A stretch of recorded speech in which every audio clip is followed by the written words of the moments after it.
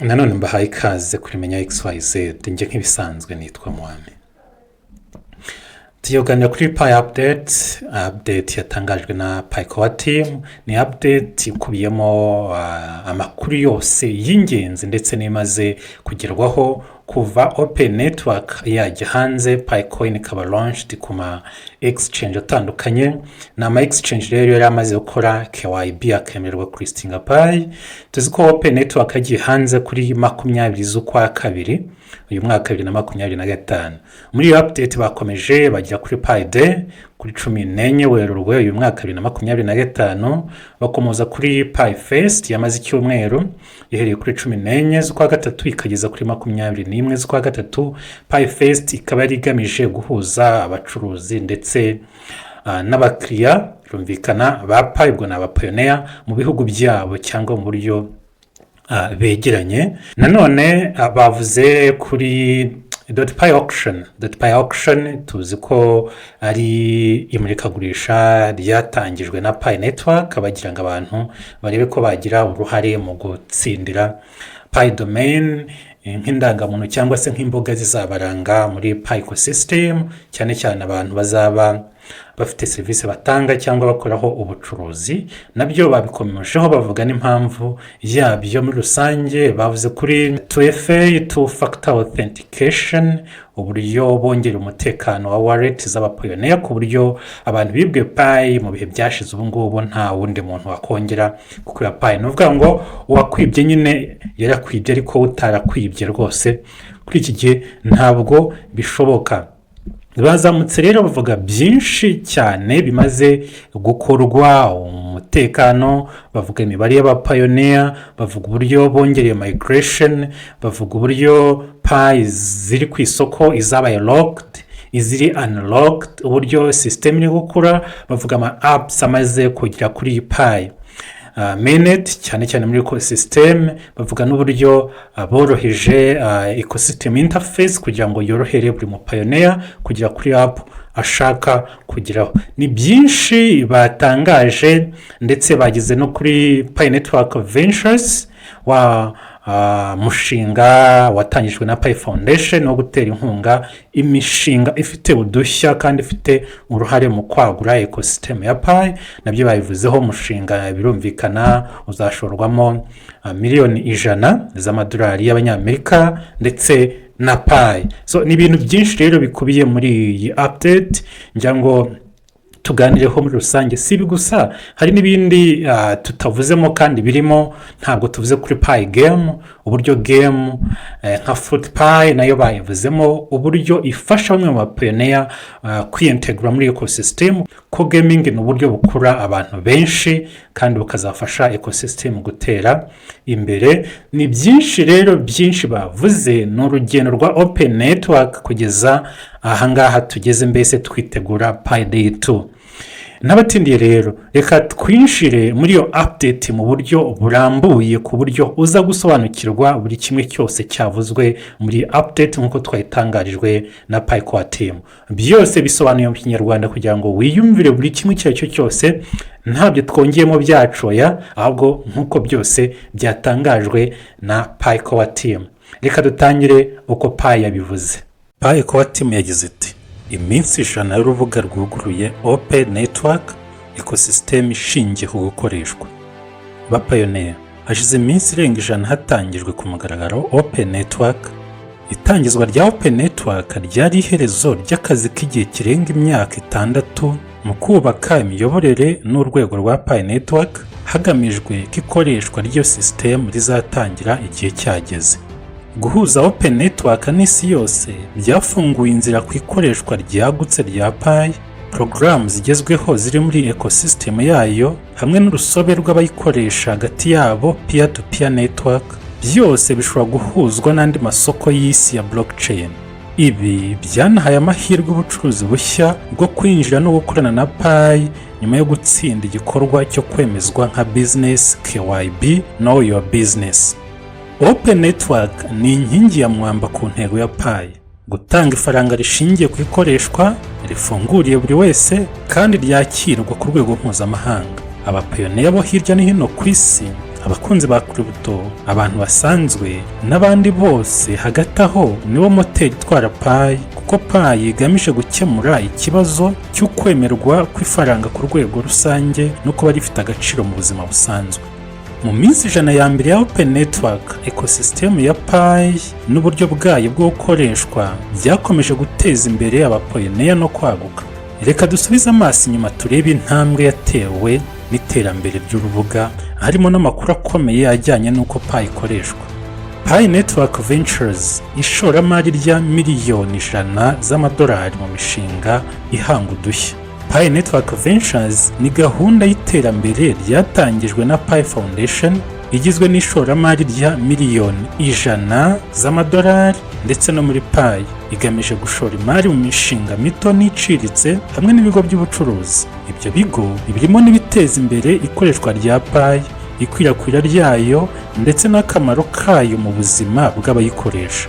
Iyo gahunda ifite intego 3 z'ingenzi: guteza imbere ikoreshwa rya Pi Utility, gufasha isi kwinjiza ibikorwa byayo kuri Pi Network ndetse no kuzana Pi mu buzima busanzwe.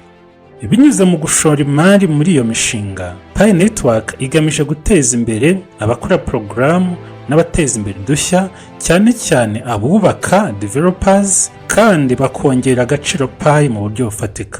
Ishoramari rya Pi Network Ventures rigamije gushyigikira abafite ibitekerezo bishya bishingiye ku bufatanye bw'abaturage, bigera kuri bose kandi bifite agaciro mu bukungu. Urwego rw'imikino gaming ni nk'inkingi y'ingenzi Pi Network Ventures izashyiramo ishoramari. Imikino ni imwe mu nzego z'ingenzi Pi Network Ventures izibandaho mu ishoramari ryayo. Urwego rw'imikino ruhuriramo imbaraga nyinshi zitandukanye: imikoranire y'abantu, social interaction, ubukungu bushingiye ku kwitabwaho n'abakoresha Pi, attention economy, ndetse n'ibicuruzwa byo mu isi y'ikoranabuhanga virtual goods. Pi Network Ventures ifite umwanya wihariye wo gukoresha amahirwe ya ecosystem ya Pi mu gufasha abahanga imikino kugera ku ntego zabo. Ibyo nabyo bikungahaza ecosystem ya Pi. Mu rwego rwo kubishyira mu bikorwa, Pi Network yatangije Fruit Pi, umukino ushimishije wo guhuza imbuto ugaragaza uburyo Pi ishobora gukoreshwa mu mikino. Fruit Pi yahujwe n'ibikoresho bitandukanye bya Pi birimo Pi Ad Network, urubuga rwamamaza, Pi Wallet, ububiko bw'ifaranga rya Pi, ndetse n'uburyo bwo kwishyura ukoresheje Pi. Uyu mukino wa Fruit Pi wakoreshejwe nk'urugero rwa mbere rugaragaza uburyo imikino ifite imiterere y'imibanire n'ubukungu bw'ikoranabuhanga ishobora guteza imbere uko abayikoresha biyumvamo porogaramu runaka, ndetse n'uko byagura ikoreshwa rya Pi mu buryo burambye mu rwego rwa ecosystem yose. Pi Fest, ukugura no kugurisha ku rwego rw'igihugu ukoresheje Pi. Pi Day 2025 kuwa 14 Werurwe nibwo hatangijwe Pi Fest ya mbere nyuma yo gufungura ku mugaragaro Open Network. Iki gikorwa cyamaze icyumweru kuva tariki ya 14 kugeza ku ya 21 Werurwe 2025. Cyari kigamije gutangiza ubucuruzi bwubakiye kuri Pi bushobora gukorwa no gukomezwa binyuze kuri Open Network. Pi Fest yashyigikiye ubucuruzi bwemewe na Pi, butanga amahirwe menshi ku bacuruzi n'abapoyoneya, harimo no kwishyurana mu buryo bworoshye hifashishijwe blockchain ya Pi Mainnet, ndetse no gukoresha ibicuruzwa bya Pi bifasha mu bucuruzi. Ibyagezweho muri Pi Fest birimo abacuruzi barenga 125,000 biyandikishije, harimo 58 bakoraga neza mu buryo bufatika. Abapoyoneya barenga 1,800,000 bakoresheje Map of Pi app, porogaramu yubatswe n'umuryango nyamwinshi. Hatanzwe ubusesenguzi reviews burenga 45,000 bwanditswe n'abapoyoneya.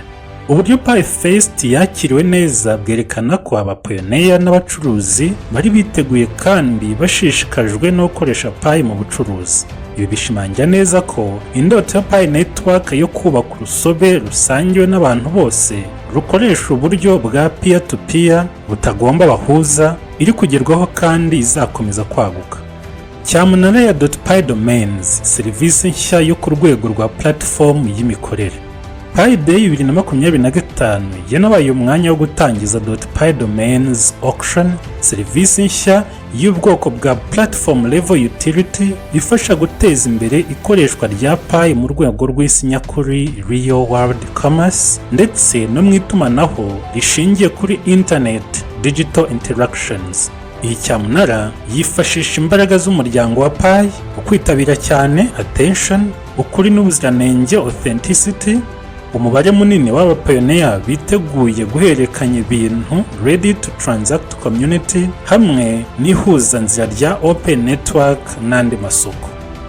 .pi domains zitanga amahirwe ku bantu ku giti cyabo, program, apps n'ibigo by'ubucuruzi kugira ngo bipiganwe, batsindire kandi batunge izina ryihariye unique digital identifier muri ecosystem ya Pi.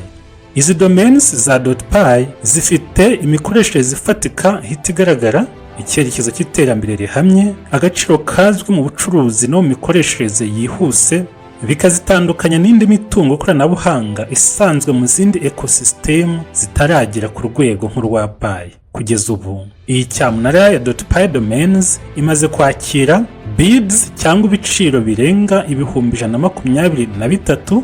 Abatanze bids ibyo biciro barenga 57,000, naho domains zaguzwe zirenga 69,000 kandi zifite ibiciro byatanzwe.